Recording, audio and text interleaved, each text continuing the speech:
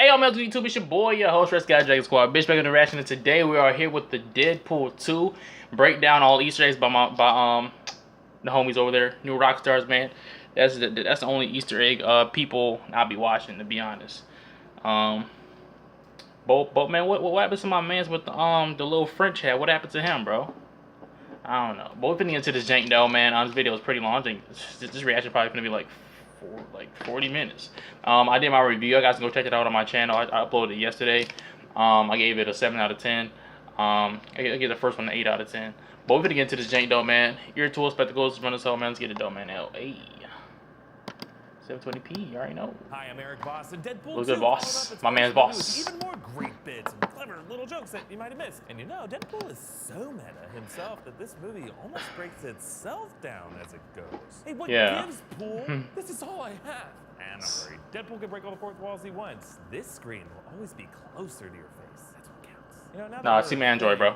Team Android. Rewatch Deadpool 2 scene by scene and point out all the subtle details and Easter eggs that you could have overlooked the first time around. Maybe you caught some of these references already, but you know, you gotta be sure, don't you? Don't you? Spoilers ahead, and let's get started with the opening image. Deadpool winds up a music toy. This is Wolverine impaled on a stump, just like he is at the end of Logan. This whole movie jabs at Logan in nearly every superhero movie, but the opening and closing scenes really go after it. Deadpool's severed arm flips us off as he says Wolverine for riding his coattails with an R rating and killing off the hero. Many believe that Fox Studios only allowed Logan to have an R rating because of Deadpool's wild success as an R-rated superhero movie. And yeah, Deadpool promises he's gonna end the same way Logan did. Blowing himself up here is a fake out, of course. This isn't how he dies. But in the explosion, we actually get a foreshadowing of how that happens. The inhibitor collar. This one has been modified to have Deadpool's logo on it. But Deadpool is already sneakily revealing to us how he will later use this collar to inhibit his regeneration powers so he can take the bullet for wrestle. Seeing Deadpool go to these lengths to kill himself is actually a gag that was removed from the first Deadpool movie script. After Wade's freak experiment deforms his skin, the writers planned for a Groundhog Day style suicide montage. They cut it because it came off as too jokey for that story beat, but it's fun to see the gag come back in the sequel. We also get a callback to Wade's blue Croc sandals. And I didn't even notice that, bro. All Out of Love by Air Supply.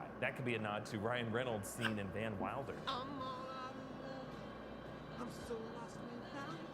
Then Deadpool showing his global killing spree. Fun detail here, the neon sign on the building rooftop has these Chinese characters. Thanks to Google Translate, I was able to translate them to dead and pool. He listens to his Walkman to work himself up to the kill. A callback to him doing so in the first movie. There it was Shoot by Salt and Pepper. Here it's DMX's X Gonna Give It To You, which was kind of the theme song of that first movie. He calls his target by identifying himself as Gail. That could be a reference to Gail Simone, a writer of the Deadpool comics. And set to Dolly Parton's 9 to 5, Deadpool slaughtering these see all these impressive fight choreography. Yeah, that shit was fire. David Leitch, he co-directed John Wick, and you can definitely see the parallels. Yeah, all these jokes just went over my head. That's why I gave it a 7. He does in the comics, but he says, "Do not go in there," referencing the line from Ace Ventura. Do not go in there.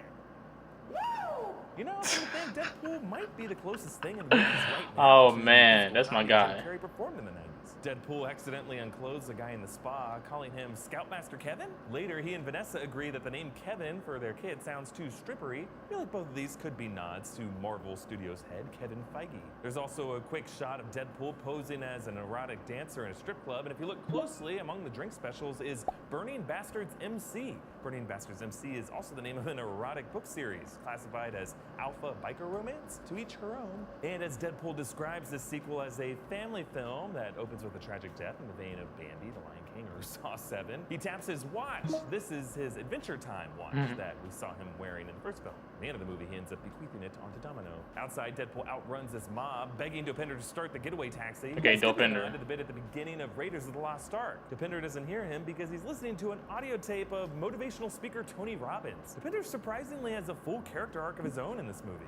It starts with Tony Robbins promising him that with confidence he can pull something off like never before. And yeah, the movie ends with Dopinder following through on that. In the taxi, Deadpool says his that man turned into a savage in a George W. kind of way, reminding us of a certain premature celebration that blew up in Bush's face, just like this failure will blow up in Wade's face in a few minutes. He also mentions The Passion of the Christ, pointing out that the first Deadpool nearly surpassed it as the highest grossing R-rated movie ever, but it only beat it internationally, not in America. Where seeing Deadpool get violently ripped to bits is just a little less exciting than seeing it Damn. happen to Jesus. Meanwhile, Deadpool refers to Dopinder as Goose, who's the co-pilot to Maverick in the movie Top Gun, while Dopinder maps the relationship on another Tom Cruise movie, Interview with a Vampire, identifying with Kirsten Dunst. And in case you missed it, the I don't ad know. on top of Dopinder's taxi is for Alpha Flight. Alpha Flight is the name of a Canadian spin-off of the X-Men, one of the many nods to Ryan Reynolds' Canadian nationality. Actually, some fan theories speculate that the Alpha Flight might be the friendly Canadians that the kids at the end of Logan might be headed north of the border to. When he comes home to Vanessa, one of Wade's excuses was fighting a caped badass until he discovered his mom was named Martha too. He had a pretty obvious dig at Batman v Superman. Save Martha. Is there And then he any presents her with this token of X-Men love. A he little would be token talking from the about? arcade that they went to on their first date, recalling one of the best visual jokes in the first movie. It's time to put balls in holes. You said whatever I want. I get it. You love skee ball. Obviously, this coin plays an important role in the movie's ending. Now, back in those days, Wade and Vanessa joked about watching clown porn. Here, the porn they watch is the movie Yentl, starring Barbra Streisand, who sings Papa Can You Hear Me, which Wade observes sounds a lot like Do You Want to Build a Snowman from Frozen. Can you hear me? Do you want to build a snowman? Yeah, Jay didn't go hard. To those of Luke Skywalker. Shout out to that Star Nasafuji Wars, remix, Luke's though. I still got that weird thing. chemistry with his sister Leia. Vanessa corrects him that the kiss happened Yeah. in Empire, which is a callback to the first movie. Just ride a bitch's back like Yoda on Luke. Oh, Star Wars jokes. Empire. Now, Vanessa's shocking murder leads to this awesome opening credit sequence, inspired by the sort you'd see at the beginning of a James Bond movie. Celine Dion's Ashes even sounds a lot like Adele's Skyfall. Now, there are actually a ton of little visual references in the sequence. Notice how the hilt of the falling katana shows B. Deadpool has named his katanas B and Arthur for B. Arthur of Golden Girls, a longtime passion of his. Also, the barrel of his pistol reads, "Smile, wait for the flash," like you would see in a photo booth. And he restages the move from the movie Flashdance, but with bullet casings. And like the opening sequence of the first movie, all of the credits are little jokes, including cinematography by Blind Owl and directed by one of the guys who killed John Wick's dog, or David Leitch. But my favorite part of this credit sequence is the way it again foreshadows the ending. Notice how we see Cable's teddy bear, which remembers how Cable and the rest know of the status of the future. Kind of like Marty McFly's It's hot in this photos. Jane, bro. Also, the camera flies That boy faded through in. Deadpool's fatal gunshot hole, the exact spot where he takes the bullet for Russell. And at the very end of the sequence, we see a bullet flying through a stack of arcade tokens, foreshadowing the very end of the movie in which Cable spares Deadpool's life by blocking the bullet with the lead arcade token. Okay, moving on. While mourning Vanessa and Sister Margaret, Wade says, "George Michael was right, we're never gonna dance again." This is a callback to the George Michael song at the end of the first movie when he and Vanessa came together. I'm never gonna dance again. Later with Blind Al in his apartment, Wade digs cocaine out of the floorboards. Underneath the coke, you can see the cure for blindness. This is also a callback to the first movie when he hinted this to Blind Al. There's about 116 kilos of cocaine buried somewhere in the apartment, right next to the cure for blindness. Blind Al tells Wade that he has to keep living, and he calls her McConaughey, referencing Matthew McConaughey's famous line from Dazed and Confused. You just gotta keep living, man. L-I-V-I-N. After Deadpool blows himself up, Colossus returns to bring him to the X-Mansion. Now, the shirt that Wade wears after his recovery shows two cats with the caption, "Olivia and Meredith, together forever." Olivia and Meredith are Taylor Swift's cats, and I hope that shirt goes out of style. Negasonic Teenage Warhead returns with a new haircut and a girlfriend, Yukio. Hi, Yukio. Wade calls her Pinkie Pie from My Little Pony and then winks at the camera, hinting that he might be among the brony subculture. And you know what? No trigger warning looking that up. It's very wholesome thing to be. No. I'm part of it. No. Okay. And yeah, No. this whole sequence is No, no, filled no. with references to the X-Men movies. Wade ditches Colossus's lecture, hijacking Professor X's wheelchair, and then he calls back the great joke from the first movie about Fox not wanting to pay for better X-Men cameos, with the camera now revealing all of the X-Men cameos in the background. That was good. McAvoy as Charles Xavier, Nicholas Hoult as Hank McCoy, Beast, Evan Peters as Quicksilver, Evan Peters the Ty GOAT, Sheridan man. as Scott Summers, Cyclops, and the new versions of Storm and Nightcrawler from X-Men Apocalypse. Yes, I know the timeline doesn't totally make sense here. These are all the younger 80s versions of the characters, but guys, it's Deadpool. He's aware of both McAvoy and Stewart versions of Professor Yeah. X, which it doesn't apply to.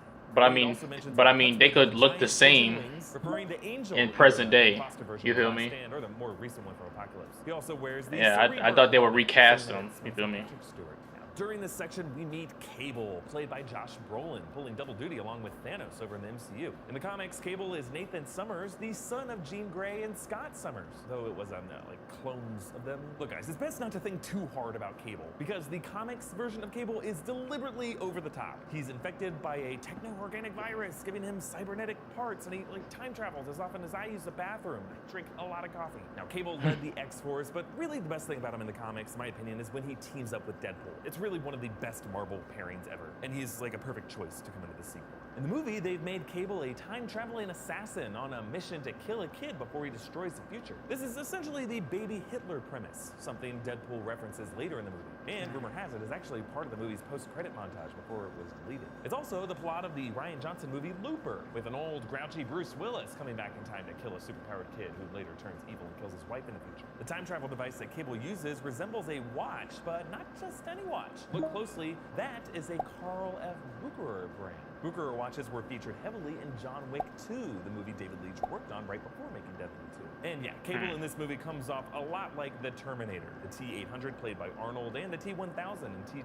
He arrives back in time asking, "What year is it?" And he robs and kills some goofy locals, just like the Terminator. People murder. By the way, those two rednecks are celebrity cameos. On the right is Alan Tudyk, and on the left is Matt Damon under makeup. In the credits, he goes by his character name in The Talented Mr. Ripley. My man's from Powerless. The chick got canceled. R.I.P. It's kind of becoming the Stan Lee of all these movies, except not having created all these characters. The Terminator parallels continue later when Cable does a one-handed spin reload while blowing crap up in the icebox, just like Arnold's signature move in T2, and later when Cable repairs himself while staring coldly in the mirror like the scene in the first Terminator. Another fun detail, when Cable assembles his gun, he includes a dial that goes up to 11, a reference to the movie This Is Spinal Tap. The numbers all go to 11. But let's get back to Deadpool. He 11. joins the X-Men as a trainee, responding to an incident at the Essex House of Mutant Rehabilitation. Now, the name is a reference to Nathaniel Essex, aka Sinister, a major villain from the X-Men comics. The news reporter on the scene is Irene Merriweather of WHIT. Now, Irene Merriweather is actually a name from the Marvel comics. She is an investigative reporter on the run from the murderous Hellfire Club, and she becomes a romantic interest to Cable.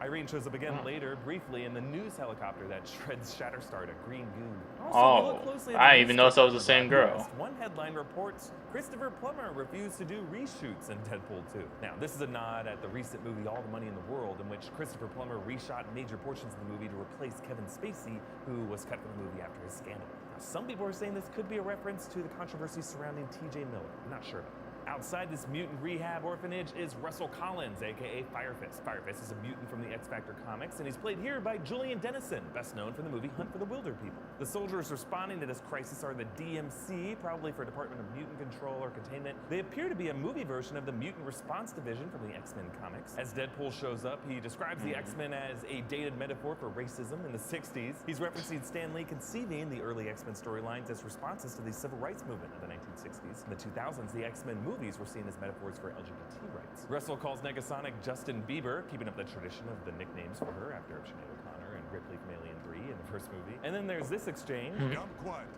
or there will be trouble. You stole that from RoboCop. This is also a callback to when Deadpool compared Colossus to RoboCop in the first movie. Dead or alive, you're coming with me. When Russell blasts Deadpool to a nearby apartment, he autographs a box of Hero Flakes, which has Hugh Jackman's Wolverine on the front. Wow. He signs it as Ryan Reynolds with the Deadpool logo. Then he jumps out and says, "Superhero landing coming up," and he struggles to get to his feet after the superhero landing. This is a callback to the first movie when Deadpool mocks the whole idea of this. Superhero landing. You gonna do a superhero landing? Woo! Superhero landing. Yeah, that's really hard on your knees. Deadpool also makes his 4 or 5 moments hero speech. He's quoting Colossus from the first movie. 4 or 5 moments, that's all it takes. I like how both speeches end with Deadpool just saying screw it and shooting the bad guy. This leads to Wade and Russell getting incarcerated in the Icebox. The Icebox is an actual prison in the Marvel Comics for superhumans. It's located in Canada, deep in the Northwest Territories. When Wade arrives, he asks if there's a sorting hat for gangs, referencing the sorting hat of Hogwarts in Harry Potter. Now, I like the detail that while wearing the inhibitor collar, Wade's cancer returns. It's just a reminder that Wade's regeneration mutation didn't cure him of cancer. It just regenerates his cells that were killed by the cancer and allows him to live with it. And Wade throws shade at the MCU, saying, "Give me a bow and an arrow, and I'm basically Hawkeye," mocking Clint That's Barton's fucked up, bro. powerlessness compared to the other Avengers. Then we meet Black Tom Cassidy. He's also from the X-Men and the Deadpool comics. He's a mutant who derives energy through plant life. Now, he's Irish, and he's the black sheep of his clan, thus the name. But yeah, it's still kind of weird to have a character named Black Tom who's not black. When Cable breaks into the icebox, Wade throws more MCU shade by describing Cable as the old with the Winter Soldier arm. And then he doubles up on this by later asking Cable at what point will audiences say enough with the robotic arms, referring to not only Cable and Winter Soldier, but yeah, probably also characters like Claw and Black Panther and Nebula in the Guardians movies. He also digs at DC, comparing Cable's serious attitude to something out of Zack Snyder's overdramatic lens. So dark. You sure you're not from the DC universe? And speaking of DC, when Cable asks who Wade is, he does his best Michael Keaton impression. I'm Batman. Oh, yeah, sure, but, you know, he also said it in the movie. Yeah. I'm Batman. Yep, that's right. Deadpool also calls one of Cable's utility pouches a fanny pack, saying he had one of them in 1990 never. This could be a joke about the early 90s Cable and X-Force comics, in which artist Rob Liefeld strapped characters. Man, there's a whole lot of stuff in ridiculous here. Number of pouches for some reason. Yeah, So damn. many accessories. Jumping ahead later, Russell makes friends with the monster in the icebox basement, whom we later learn is Juggernaut. He says they can be gangsters like Tupac and Ice Cube. In Hunt for the Wilder People, Julian Dennison's character is obsessed with Tupac, which is what he named his dog. Later, as Deadpool and Weasel assemble the X-Force, if you look closely at their stack of headshots, you can see a picture of a woman. This is Supreme Court Justice Ruth Bader Ginsburg. I'm glad to know she was being considered. Now, the team that gets assembled includes Bedlam, played by Terry Crews. He says his powers Rest to in peace, distort bro. electricity, including nerve endings to make us feel things. He shows up in the X-Force comics. There's also Zeitgeist, played by Bill Skarsgård. He also played Pennywise in It last Oh, year. really? He spews acidic I knew he looked familiar, though. Then there's Shatterstar, played by Louis Tan. As is the case in the comics, Shatterstar comes from the Mojo world, where he fights as a gladiator celebrity for a TV network run by Mojo. Notice how his headshots in this movie are of him shirtless. That could be a joke about Tan's fitness modeling. And now that you've unpaused the video, yeah, I know what you were doing. We can move on to the Vanisher. Fuck no, who fuck we learn wrong with later you, is bro. played by Brad freaking Pitt.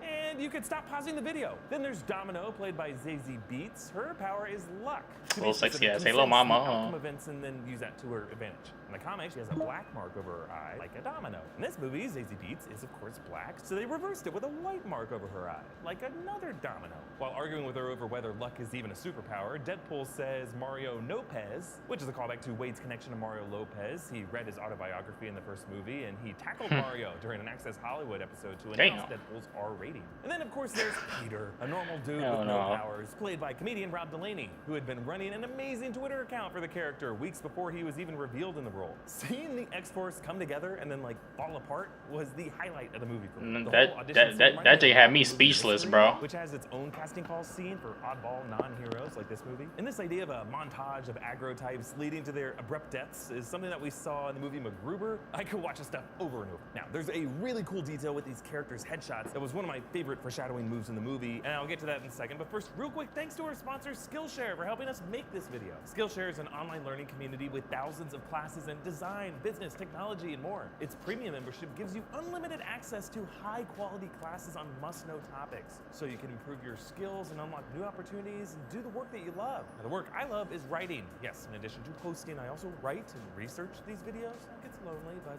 it's all for you.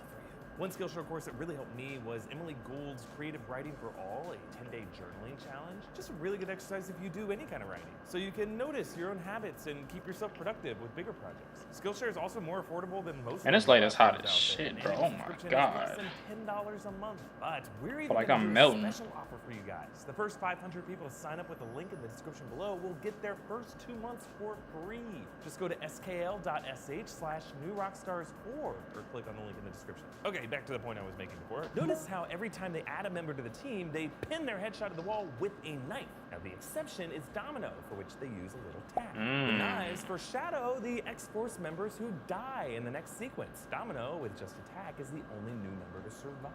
When Deadpool debriefs them on the plan, he uses his hand-drawn and crayon map. In the upper corner in the mountains, he drew a little Wolverine in a cage, a reference to Wolverine's time locked up at Alkali Lake. And Deadpool labels him with Prisoner 24601, a reference to Hugh Jackman when he played Jean Valjean in Les Miserables. Who am I? 2, 4, 6, 1. Also, he wrote sequel money and pointed to the city. That's what- Made a joke about how the sequel's budget was way higher than what they got in the first movie, allowing them to shoot this huge, elaborate action sequence in the chase scene. And Deadpool describes Cable as 5'11", not like in the comics. He's referencing Josh Brolin's real-life height, which is shorter than Ryan Reynolds, who's 6'2". Damn. In the comics, Cable towers over Deadpool. And then there's the words, "no need for a third act." This is a filmmaking joke. A lot of action movies have big second act sequences, and if the hero's plan were to succeed, the movie could just end early. But these big plans have to fail for a third act to even be necessary. On the helicopter, Deadpool officially names them the X-Force, saying he wanted a gender-neutral alternative to X-Men. Domino calls that derivative, which is a joke about the X-Force comics in the late 80s. The series totally was a derivative attempt to reinvigorate the X-Men series. And right before the jump, he turns to camera and says, "Laird, hit it." Now, Laird is the name of the costume guy who helps Ryan Reynolds get in and out of his Deadpool costume on set. Reynolds actually gave Laird a shout-out in that preview scene that played before Logan. You have to speak with Laird. No? Okay. No, just tell him what he So yeah, so like I said, all these jokes went over my head. So A skydive leading to the amazing death montage of each of the X-Force members. that wasn't You get to know amazing. them, and then they all die. It's great. I love that this movie finally showed how hard it is to stage a coordinated parachute landing. A Fast and Furious movie saw a group parachute with cars, and they all ended up fine. Yeah. Sure. I love it. Deadpool gets snagged on a billboard reading "Puppet Show" today at noon. Notice how he hangs kind of like a marionette right next to those words. So yeah, Bedlam, Shatterstar, Zeitgeist, and Peter all kaput here. Same for Vanisher, revealing Brad Pitt in the flesh. As Deadpool surveys his body count, he passes an ice cream truck reading Pryor's Treats. This is a reference to Madeline Pryor from the X-Men comics. She was that clone of Jean Grey that I mentioned before, the one who became Cable's mother. Moving on to the epic street chase, which Weasel mentioned earlier, takes place on Jerry So that's how the hell Jerry Duggan is a comic book writer who's Scott written a lot of recent Deadpool issues. became Domino his also father, passes a street 'cause called she was a Bettini clone. Boulevard. That's for Ashley Bettini, a visual effects artist who worked on the movie. Domino also passes some street art. Now it's hard to tell, but this is the face of Stan Lee, the one cameo he does make in this movie, just not in person, unfortunately. Deadpool chases. I didn't even Domino notice on the that. stolen red scooter. This is a direct reference to Deadpool issue number 68 when he does this. And while he mocks Domino's luck-based powers, he says, "What kind of comic book artist came up with that gesture? He probably can't draw feet." He's referring to Deadpool co-creator Rob Liefeld, who co-created Cable and Domino as well. Liefeld's character designs have often been criticized for impractical proportions and Wow. yes, I either couldn't even have non-existent or boobs. just really weird-looking feet.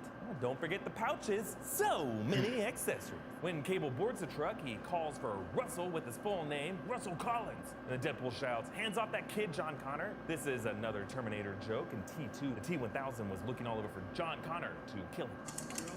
You know John Connor? Cable shoves a bunch of the other mutant containers off the rig. The one mutant who begs him not to is a cameo by the director, David Leitch. Then Deadpool confronts Cable, calling him One-Eyed Willie. This is a reference to Josh Brolin in The Goonies when he played Sean Astin's older brother looking for the treasure of pirate One-Eyed Willie. Haven't you ever heard of that guy with the pirate guy? One-Eyed Willie. That man's Thanos. So, fun fact, seconds That man before is Teenage Thanos. Thanos says this, he did this.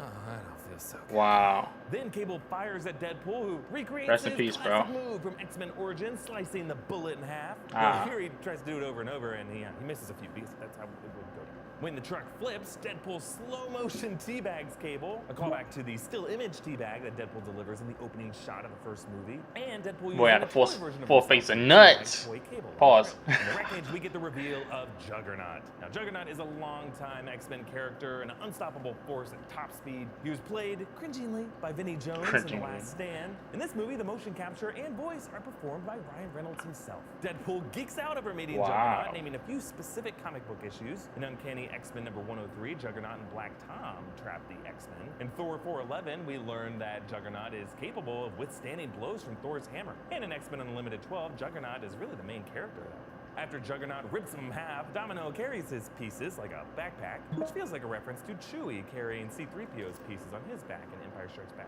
Empire Strikes Back. Back at the apartment, Wade's lower half regenerates, giving us his super Yeah, please don't. resilient tiny naked body gag. Okay, Calling yeah, back thank you Wade's for not regenerating showing baby hand in the the baby first penis. movie. Don't worry, we won't show the full shot here, nor will we pan down on me. This studio gets stuffy. Wade's stuffed unicorn returns. We know from the first movie what he uses that for. The shirt he's wearing is another Goonies reference. That is the same shirt that Chunk wears in the Goonies. Wade calls Domino Black Widow, comparing her lucky survivor skills to that of Black Widow in the MCU.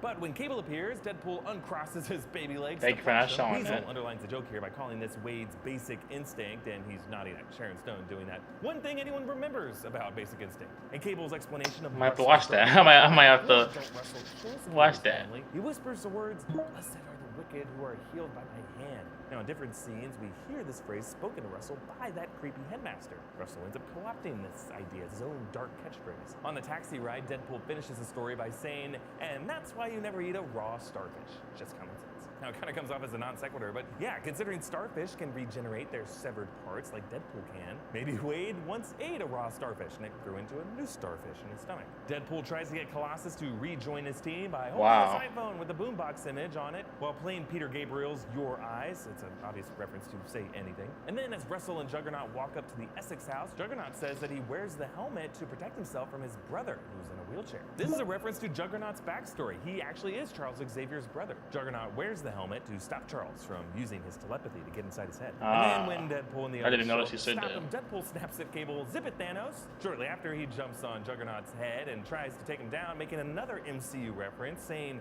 "The sun's getting real low." This is a reference to Avengers Age of Ultron and Thor Ragnarok, when Black Widow and Thor try to calm down the Hulk by saying these words and stroking his palm. It didn't work for Thor, and yeah, it doesn't work for Deadpool. Deadpool also says, "Go get him, Tiger," which is something Mary Jane says in the Spider-Man comics, and it's a final line spoken by Kirsten Dunst, in Spider-Man 2. The first Deadpool movie referenced it as well. Hussar, head to the back. Go get her, Tiger. After Deadpool dives in to take the bullet for Russell, set to the music of Tomorrow from Annie, he quips that his heart was in the right place. Now, in those heaven visions throughout the movie, Vanessa had said these words to Wade too, and it's super satisfying to see their meaning go from metaphorical and thematic in general to literal and specific in these final moments. Wade's heart being directly in the path of that bullet is what saves everyone. And as he dies, you might recognize the sad music here.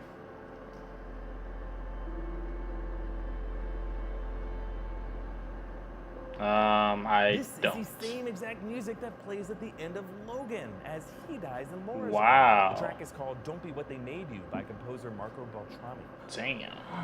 This is what it feels. Just like the beginning of Deadpool was a commentary on Logan, the final moments of the movie are Deadpool parodying it with his own drawn-out dramatic death. Now, speaking of music, in case you were wondering what song that was while Wade joins Vanessa in heaven, this is a-ha's "Take On Me," but an acoustic cover by Lars Horntveth, recorded at a live MTV Unplugged in Norway last year. Take me on. But of course, Wade doesn't stay dead. Cable decides to use his last time travel charge to go back in time and save Deadpool. And in case you missed it, he goes back precisely to the moment when Deadpool had earlier said, "I wish I could turn back time and take all that back." Cable drops another detail. He says that the bear belonged to his daughter, whose name is Hope. Now, in the Marvel Comics, Hope Summers is the first mutant born after the decimation event, a girl that Cable takes on as a daughter. It isn't actually really his daughter. Cable slips in Deadpool's suit the lead arcade coin that he stole from him earlier, which later deflects the bullet. And in this revised timeline, as they walk away, Dopinder fulfills his confidence arc by mowing down the headmaster. Deadpool makes one final MCU reference by calling him Brown Panther, and then the credits roll. Now, there's actually one last missable detail in the final frame, but real quick, the post-credit scenes do include some more little jokes, references to Eleven from Stranger Things, Deadpool going back in time to fix the timeline of X-Men Origins by killing an earlier crappy version of himself, and Ryan Reynolds as he reads the Green Lantern script. And yeah, one last Canada shout out. But I go into all of those details in my post-credit scene breakdown video, so go check it out. But back to that final shot before the credits roll. Some of you may have caught this, but if you look very closely at the swimming pool in the background, I might watch that in my own time. Juggernaut's dome helmet as he rises out of the pool. Really? Perhaps this means a return in Deadpool 3 or an X-Force movie if those are still in the works. But either way, I suppose that pool ain't a dead one. A question for you guys. Which Josh Brolin do you prefer? Cable or Thanos? That's tough. Probably Thanos. Do not worry. Keep an eye out for my other video. Cable was cool, but I don't know. The ending.